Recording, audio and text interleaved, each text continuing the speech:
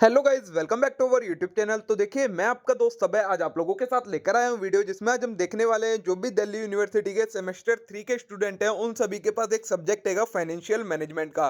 तो मैं आज आप लोगों के साथ लेकर आया हूँ उसकी यूनिट नंबर 5, जिसका नाम है वर्किंग कैपिटल डिसीजन के एक वन शॉट रिवीजन वीडियो, जिसके अंदर हम इस यूनिट की कंप्लीट थ्योरी को डिस्कस कर लेंगे। एक ही वीडियो के अंदर सारे कंटेंट में आपको जो जो इंपॉर्टेंट कंटेंट है थ्योरी का सारी चीजें कवर करवा दूंगा, साथ में इसके फॉर्मूलाज भी बताऊंगा सारे जो जो आपके इस यूनिट के प्रैक्टिकल क्वेश्चन में यूज होने हैं। तो बिना देर किए शुरू करेंगे हम अपनी आज की वीडियो और देखेंगे इस कंप्लीट थ्योरेटिकल कंटेंट को। लेकिन इससे पहले अगर आपने अभी तक चैनल को सब्सक्राइब ना करा हो तो चैनल को जरूर सब्सक्राइब कर लें, वीडियो को लाइक करना ना भूलें, अपने सभी दोस्तों के साथ शेयर करना ना भूलें। इसके जो नोट्स हैं वो आपको टेलीग्राम चैनल पर अपलोड मिल जाएंगे। टेलीग्राम चैनल ज्वाइन करने के लिए यूट्यूब चैनल का अबाउट सेक्शन या कम्युनिटी पोस्ट वाले सेक्शन में आपको टेलीग्राम का लिंक मिल जाएगा, वहां से आप इसे ज्वाइन कर सकते हैं। तो चलिए अब शुरू करते हैं हम अपनी आज की वीडियो और देखते हैं इस वन शॉट रिवीजन वीडियो को। यूनिट नंबर 5 नाम हैगा आपका वर्किंग कैपिटल डिसीजन।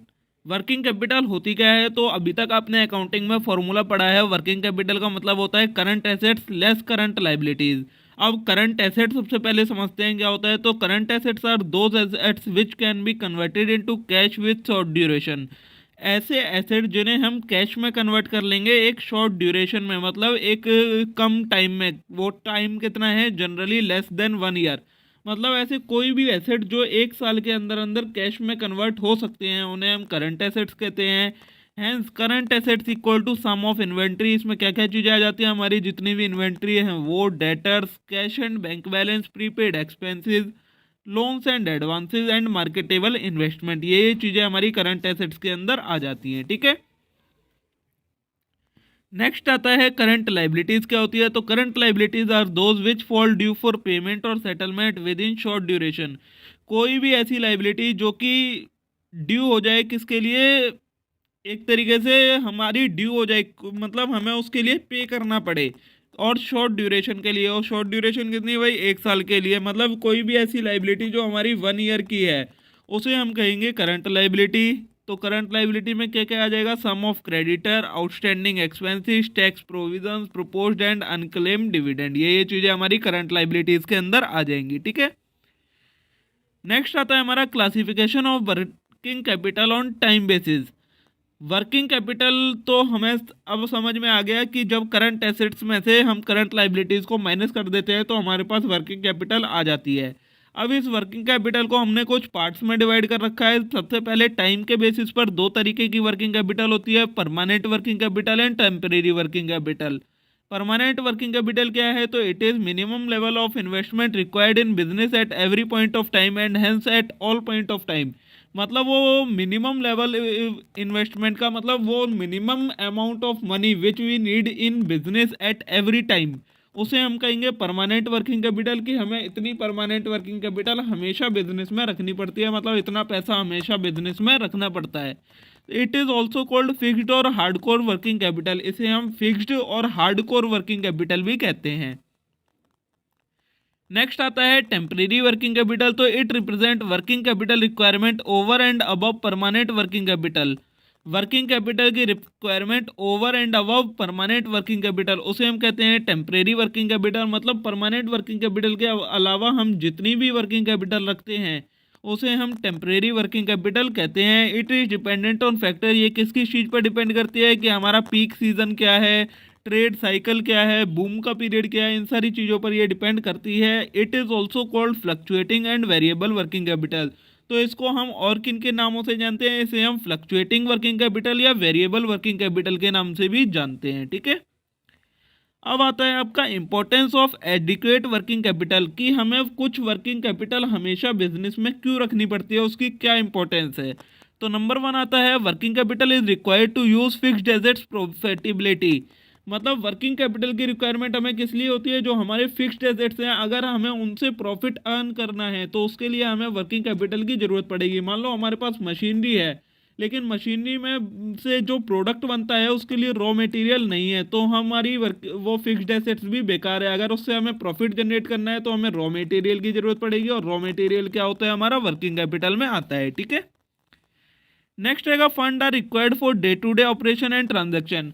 और किस लिए वर्किंग कैपिटल की जरूरत पड़ती है? तो हमें हमारे डे टू डे ऑपरेशन और ट्रांजैक्शन करने के लिए वर्किंग कैपिटल की जरूरत पड़ती है। नेक्स्ट है adequate working capital determine short term solvency of the firm. Working capital से ही हमें पता लगता है कि हमारी फर्म कितनी सॉल्वेंट है, मतलब क्या फर्म अपनी जो शॉर्ट टर्म या लॉन्ग टर्म लाइबिलिटी हैं उन्हें पे कर पाने में कैपेबल है या नहीं है, ये हमें वर्किंग कैपिटल से ही पता लग जाता है। नेक्स्ट है increase in activity level and sales should be backed up by suitable investment in working capital. क्या बोला गया है, एक तरीके से जो हमारी सेल्स होती है और जो हमारी एक्टिविटी का लेवल है वो भी किस चीज़ पर डिपेंड करता है, वो भी वर्किंग कैपिटल पर ही डिपेंड करता है कि हमने कितनी वर्किंग कैपिटल की इन्वेस्टमेंट कर रखी है। नेक्स्ट आता है the aspect of liquidity and profitability should be suitably analysed by finance manager, too much emphasis on profitability में अफेक्ट लिक्विडिटी। और क्या बोला गया है, जो एस्पेक्ट्स हैं लिक्विडिटी के और प्रॉफिटेबिलिटी के, जो फाइनेंस मैनेजर है उन्हें अच्छे से एनालाइज कर पाता है वर्किंग कैपिटल की मदद से। ठीक है, नेक्स्ट आता है हमारा टॉपिक क्या है, operating and working capital cycle क्या होती है, जिसे हम ऑपरेटिंग साइकिल या वर्किंग कैपिटल साइकिल कहते हैं, वो क्या चीज़ होती है। तो वर्किंग कैपिटल साइकिल और कैश साइकिल और ऑपरेटिंग साइकिल, ये इसी के तीनों नाम है, ऑपरेटिंग साइकिल, कैश साइकिल या working capital cycle. Is the time duration for conversion of cash into cash requirement like raw material, WIP, finished goods, sundry debtor and thereafter back into cash. क्या बोला गया है, एक वो time की duration जिसमें जो हमारा कैश है वो पहले रॉ मटेरियल में कन्वर्ट होता है, वर्किंग प्रोग्रेस में जाता है, फिनिश्ड गुड में होता है, फिर सन्ड्री डेटर, और उसके बाद दोबारा से लौटकर हमारे पास कैश फॉर्म में आ जाता है। ये जो पूरा साइकिल हुई, ये पूरा टाइम पीरियड हुआ है, इसे ही हम कहते हैं working capital cycle, operating cycle या कैश साइकिल। ठीक है, नेक्स्ट आता है हमारा कि कंप्यूटेशन ऑफ ऑपरेटिंग साइकिल। जो ये हमारी ऑपरेटिंग साइकिल होती है इसे हम कैलकुलेट कैसे करते हैं, तो इसका फॉर्मूला दिया है हमें ऑपरेटिंग साइकिल का, R plus W plus F plus D minus C. अब यहाँ पर आर का मतलब है रॉ मटेरियल स्टोरेज पीरियड, कि हमारा रॉ मटेरियल कितने टाइम के लिए स्टोर होता है। फिर डब्ल्यू का मतलब है work in progress holding period, F का मतलब है finished good storage period, D का मतलब है रिसीवेबल कलेक्शन पीरियड या डेटर कलेक्शन पीरियड, सी का मतलब है credit period allowed by supplier. ठीक है, ये हमारे 5 फॉर्मूलाज हैं जिनसे हम वर्किंग कैपिटल साइकिल को कैलकुलेट करते हैं। अब इसमें जो ये स्टोरेज पीरियड दिए हैं ये आप कैसे कैलकुलेट करते हैं, तो देखिए raw material storage period calculate करने का फॉर्मूला होता है आपका average stock of raw material upon में average cost of raw material consumed per day. अभी आप ये फॉर्मूलाज को ध्यान से कहीं पर लिख के रख लीजिएगा, जब मैं आपको इनके प्रैक्टिकल क्वेश्चन करवाऊंगा तब इनको रेफरेंस आपको वहाँ दिलवा दूंगा कि कहाँ पर कौन सा फॉर्मूला किस तरीके से यूज़ होना है। डब्ल्यूआईपी होल्डिंग पीरियड कैसे कैलकुलेट करते हैं, तो एवरेज डब्ल्यूआईपी इन्वेंट्री अपॉन में average cost of production per day. Next आता है फिनिश्ड गुड स्टोरेज पीरियड, तो average stock of finished good upon में average cost of good sold per day. Next आता है रिसीवेबल कलेक्शन पीरियड, तो average account receivable upon में average credit cycle per day. Next आता है creditor payment period, तो average account payable upon में average credit period per day. ये हमारे 5 फॉर्मूले हैं जो हमारे उस फॉर्मूले में यूज़ हुए हैं ऑपरेटिंग साइकिल कैलकुलेट करने के। इनसे आप डायरेक्टली स्टोरेज पीरियड, ये सारे पीरियड्स निकाल सकते हैं और उसे जैसे आप उस फॉर्मूले में पुट करेंगे आपका आंसर आ जाएगा। ठीक है, अब आता है हमारा trade off between component of working capital की, जो हमारे वर्किंग कैपिटल के कंपोनेंट हैं वो एक तरीके से कैसे दूसरी चीज़ों से जुड़े हुए हैं ये हमें देखना है। तो सबसे पहला आता है हमारा इन्वेंट्री है, वो उसका क्या है, तो advantage of higher inventory side, मतलब fewer stock out increase the profitability. अगर हमारे पास ज़्यादा इन्वेंट्री रहेगी तो उसका फ़ायदा क्या है हमारे पास, कि हम कभी स्टॉक आउट नहीं रहेंगे और हमारे पास प्रॉफिटेबिलिटी उससे बढ़ेगी। Trade off between profitability and liquidity, तो use technique like EOQ JIT to optimum inventory level. अब ये इन्वेंट्री लेवल हमें कितना मेंटेन करने के रखना है वो किससे पता लगेगा, तो EOQ मॉडल जो हमारा होता है उससे, JIT मॉडल होता है उससे। फिर है एडवांटेज ऑफ लोअर साइड, अगर हमारे पास लोअर साइड रहेगी इसकी, मतलब कम इन्वेंट्री रहेगी, तो उसका क्या एडवांटेज है, तो lower inventory require less capital but endangered stock out and loss of goodwill. क्या बोला है कि लोअर इन्वेंट्री से क्या होगा, हमें कैपिटल तो कम लगानी पड़ेगी लेकिन हमारे पास खतरा रहेगा कि हम स्टॉक आउट हो सकते हैं या फिर हमारे उससे गुडविल भी खराब हो सकती है। नेक्स्ट है हमारा रिसीवेबल, तो higher credit period attract customer and increase revenue. मतलब अगर रिसीवेबल हमारे ज़्यादा, जो रिसीवेबल को हम टाइम पीरियड देते हैं वो ज़्यादा रहेगा तो उससे क्या होगा, हमारे पास ज़्यादा कस्टमर अट्रैक्ट होंगे, वहीं अगर जो हमारे रिसीवेबल हैं उनको कम टाइम पीरियड देंगे हम, तो क्या होगा, cash sale provide liquidity but fails to boost sale. इससे क्या होगा, हमारे पास कैश तो आ जाएगा, मतलब कैश में हम ज़्यादातर माल बेचेंगे तो कैश तो रहेगा हमारे पास, लेकिन उससे क्या होगा, हमारी सेल्स की जो वॉल्यूम होगा वो डिक्लाइन हो जाएगा। ठीक है। नेक्स्ट है प्री पेमेंट ऑफ एक्सपेंस। अगर हम एक्सपेंस जल्दी पे कर देंगे तो क्या होगा, तो इससे हमारी अनसर्टेनिटी कम हो जाएगी और हमारी and profitability in inflationary environment, और हमारी प्रॉफिटेबिलिटी एक तरीके से बढ़ जाएगी। वहीं अगर हम प्री पेमेंट ऑफ एक्सपेंसेस कम करेंगे तो इससे क्या होगा, हमारी लिक्विडिटी मेंटेन रहेगी, इंप्रूव हो जाएगी। नेक्स्ट है कैश एंड कैश इक्विवेलेंट। तो payable are honoured in time, improve the goodwill and helpful in getting future discount. क्या बोला है, अगर हमारे पास ज़्यादा कैश एंड कैश इक्विवेलेंट रहेगा तो क्या करेंगे हम, जो हमारी ऑब्लिगेशन है उन्हें टाइमली पे कर पाएंगे, और क्या होगा, जो हमारे को डिस्काउंट मिल पाएगा। मतलब कई जगह पर कैश डिस्काउंट का जो ऑप्शन होता है, अगर हम कैश में पेमेंट करेंगे तो हमें ज़्यादा डिस्काउंट मिल पाएगा। वहीं अगर कैश कम होगा तो क्या होगा, cash can be invested in some other investment revenues. तो कैश कम कैसे होता है, क्योंकि हमने उन्हें कहीं और लगा दिया होगा पैसा, इसलिए हमारे पास अब कैश कम रह जाता है। फिर अगर पेबल एंड एक्सपेंसेस, अगर ये हमारे पास ज़्यादा होंगे तो capital can be used in some other investment revenues. तो क्या होगा, हम उस कैपिटल का यूज़ करेंगे इन सारी चीज़ों को पे करने के लिए, अगर हमारे पेबल्स और एक्सपेंसेस ज़्यादा होंगे। वहीं अगर ये कम होंगे तो क्या होगा, payables are honoured in time, तो हम उन्हें टाइमली पूरा कर पाएंगे और इससे हमारी गुडविल इंप्रूव हो जाएगी। ये आपके ट्रेड ऑफ हैं बिटवीन कंपोनेंट, मतलब जो आपके वर्किंग कैपिटल के कंपोनेंट है उनके बीच में बताया है कि अगर कोई चीज़ ज़्यादा होगी तो उसका क्या बेनिफिट है, और कोई चीज़ कम होगी तो उसका क्या बेनिफिट और नुकसान है आपका। ठीक है। नेक्स्ट आता है आपका वर्किंग कैपिटल, आपको कैलकुलेट कैसे करनी होती है। जो आपका क्वेश्चन आएगा प्रैक्टिकल, वो यही आएगा कि आपको वर्किंग कैपिटल कैलकुलेट करनी होगी कि आपको बिजनेस में कितनी वर्किंग कैपिटल की रिक्वायरमेंट है। तो उसके लिए आपको एक टेबल बनानी पड़ती है। देखिए मैंने आपको टेबल दिया है, statement showing estimation of working capital. इसमें आपका सीरियल नंबर आता है, पर्टिकुलर आता है, फिर अमाउंट आती है। सीरियल पर्टिकुलर में आपका सबसे पहली हेडिंग आती है करंट एसेट्स। तो जितने भी करंट एसेट्स होते हैं वो आपको यहाँ पर लिखने होते हैं, जैसे इन्वेंट्री के अंदर raw material, work in progress, finished goods. फिर रिसीवेबल के अंदर आता है आपका ट्रेड डेटर, बिल्स रिसीवेबल, फिर मिनिमम कैश बैलेंस। यहाँ पर उनकी अमाउंट आती हैं उनके टाइम पीरियड के अकॉर्डिंग। जब मैं आपको प्रैक्टिकल क्वेश्चन सॉल्व करवाऊंगा तब इसके बारे में बताऊंगा अच्छे से डिटेल में। अभी आप सिर्फ इसका फॉर्मेट देख लीजिए। फिर आपके पास टोटल वन आ जाता है, जिसमें आप इन सारे करंट एसेट्स का टोटल ले लेते हैं, वो यहाँ आ जाएगा। फिर उसके बाद आप करंट लाइबिलिटीज़ लिखेंगे सेकंड हेडिंग में, जिसमें आपकी trade payables, bills payable, wages payable, payable for overhead, ये सारी चीज़ें आएंगी और उन्हें यहाँ पर लिखेंगे। ठीक है।